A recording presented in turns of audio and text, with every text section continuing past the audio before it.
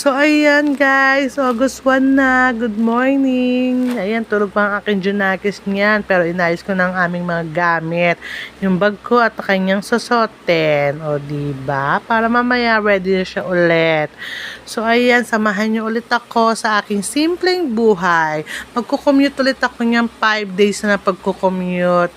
Nagdadalawang isip na ako kung itutuloy ko pa. So, ayan nga. O, diba? Ayan yung damit niya, susuotin niya. Tapos niyan, pinalastik ko na ang aking baon para tipid ako. Kasi kung bibili ako, 50 pesos ang nahalo, diba? Ayan. Tirang ulam namin kagabi. So, babaunin ko na lang. Tapos yung tanghalian na aking Junakis yan. O, diba? Tocinos. Okay na yan. Kasya na sa akin yan. Diet naman ako eh. What? Diet.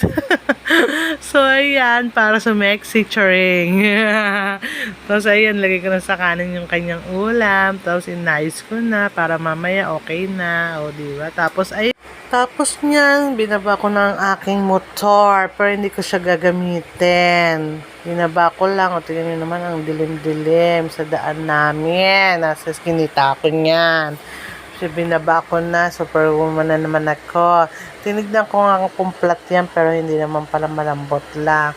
Binaba ko lang yan, tapos ginilid ko para mamaya makuha na yan. O, diba? Kukunin, ibebenta. So, ayan, nilagilid ko lang sa tapat ng bahay namin. Baka mamaya makuha na yan, o, diba?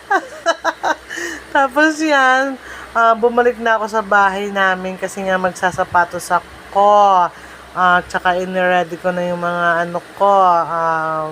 outfit ko. Wow, outfit, puro black. Huwag yun napansin lagi akong naka-black kasi talaga naman lahat ng damit ko color black. So, ayan, o, diba? Nagbag na ako niyan. Tapos niyan, naglakad-lakad na ako papuntang kanto. So, ayan, o, diba? Nakasimangot pa ba ako niyan? Magnapansin yung double baba ko. Design ko talaga yan. Tapos, ayan, nasa kanto na ako niyan, ng Kadiwa. So, ang tagal-tagal. Siguro nasa 6:30 ako, nakasakay na ako niyan. O, diba? Umpisa pa lang ng buwan, late na kagad ako. Tapos ayun, nakasakay nga ako pero sobrang traffic. Ganyan talagang nabotas. So ayan, sobrang traffic. Ang tagal ko naghintay talaga. 7 na yata ako nakapunta ng monumento. Tingnan nyo naman, nakatayo pa rin si Lolo. Hindi napapagod sa kakatayo sa gitna. Tapos yan, nandiyan ako sa Balumbato. Naghintay naman ako ng jeep, pabayan. So, ayan, hindi ko na na-videohan. Ayan, nasa Fairview na kagad ako, di ba? Bilis. Pero super late na ako niyan. Naiirita na ako niyan. Kasi, anong oras na yan? Magnanay na yata yan. So, hindi pa ako nakasakay. Tapos niyan, ayan, nasa office na ako. Iyak ka. Naluwating ako sa office sa 9:05 yata. O, di ba? Super late. Umpisa ng buwan, mapanakit.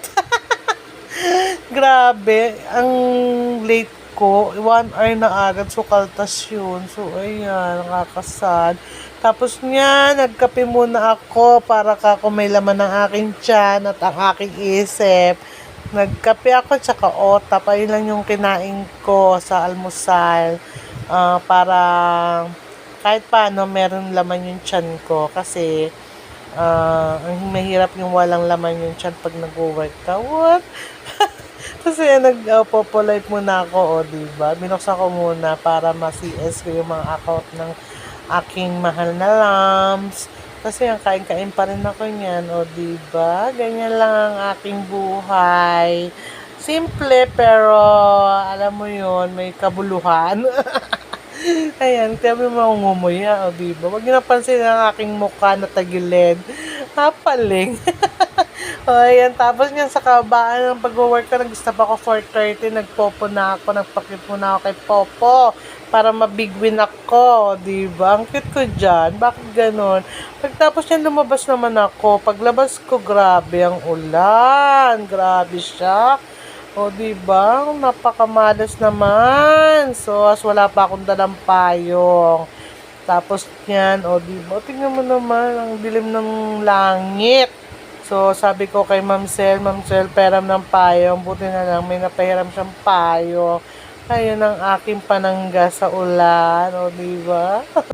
Diba? Tapos niyan, nakasakay na kami ng jeep. O diba? Tignan nyo naman, ang lakas-lakas ng hangin, ang lakas-lakas ng ulan. Baha na! Oh my God! O, ha? Bagyo ba ito? Tapos ayan, dumaan kami sa SM Fairview.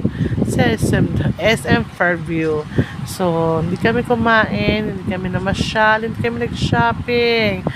Dumaan lang kami, o diba, Kuya Rondel, Ma'am Sel, in the house. Wow, house.